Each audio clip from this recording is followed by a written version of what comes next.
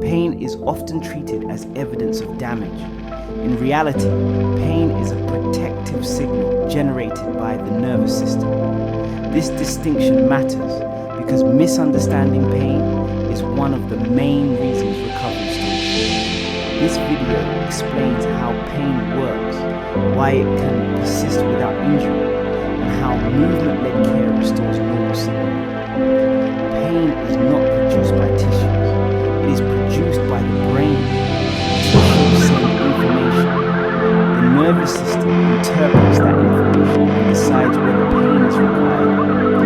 This decision is influenced by many factors, not just tissue state. Load history, previous injury, stress, sleep, fear, and uncertainty all affect how sensitive the system becomes. After 40, pain sensitivity often increases. This is not because the body is failing. It is because cumulative load, reduced recovery, and repeated flare-ups train the nervous system to become more protective. This is called sensitization. Sensitization occurs when the nervous system lowers its threshold for danger. Movements that were once tolerated become threatening.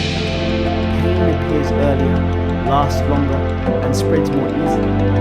Importantly, this can happen even when tissues are structurally sound. This is why imaging and pain often do not match. A scan may show age-related changes that are not painful.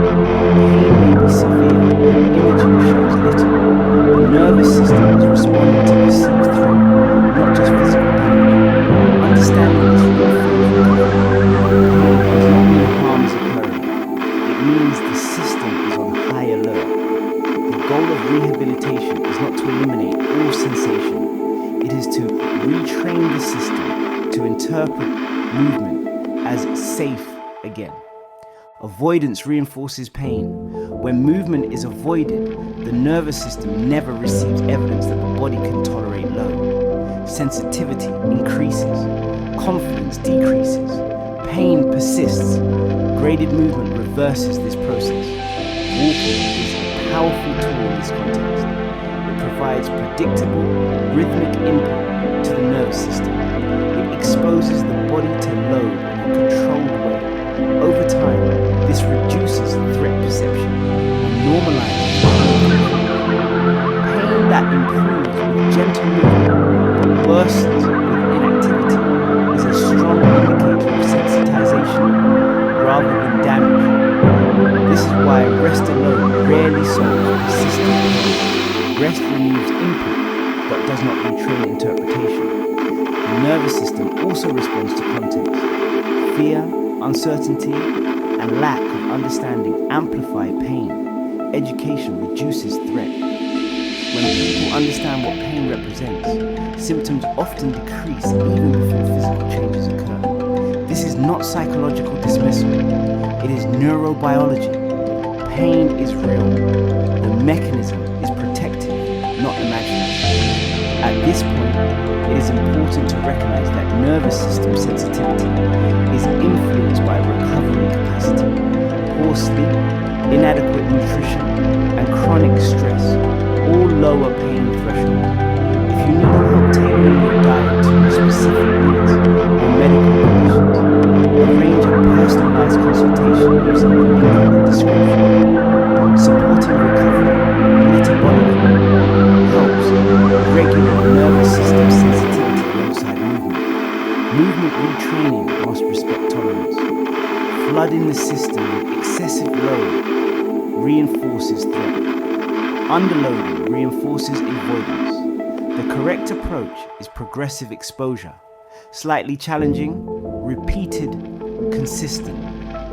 This is why random exercise often fails. It does not match the system's current capacity. Targeted movement succeeds because it builds confidence alongside strength. Another common misunderstanding is that pain must be eliminated before movement begins. This is rarely true. Waiting for pain to disappear before moving keeps the nervous system in a protective state. Safe movement often reduces pain as a consequence, not a prerequisite. The goal is not pain-free movement initially. The goal is safe,